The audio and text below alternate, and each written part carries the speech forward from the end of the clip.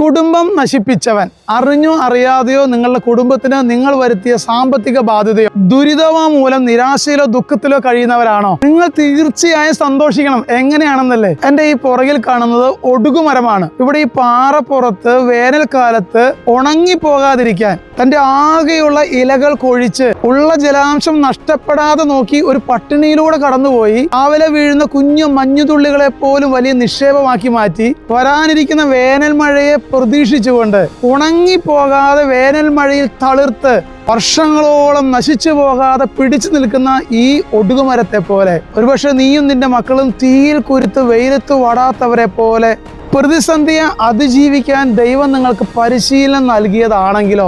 Full A+ കിട്ടിയിട്ട് എൻ്റെ മാതാപിതാക്കൾ എന്നെ ബുദ്ധിമുട്ട് അറിയിച്ചില്ല, ഞാൻ കഠിനഹൃദയനല്ലാത്തത് കൊണ്ട് ആത്മഹത്യ ചെയ്യുന്നു എന്ന് പറഞ്ഞ ആ പാവം പയ്യനെ പോലെ ആകാതെ വചനം പറയുന്നത് പോലെ കഷ്ടതകളിലും അഭിമാനിക്കാൻ എളുപ്പമൊന്നുമല്ല. പക്ഷെ കഷ്ടത സഹനശീലവും സഹനശീലം ആത്മധൈര്യം പ്രത്യാശയും നൽകും. അതുകൊണ്ട് ഈ താൽക്കാലിക പ്രതിസന്ധി വരുത്തിയവരെ പഴിക്കാതെ ശപിക്കാതെ ഈ ഒടുകുമരത്തെ പോലെ പ്രതീക്ഷയോടെ കാത്തിരിക്കാം. നല്ലൊരു ജീവിതം ആശംസിക്കുന്നു.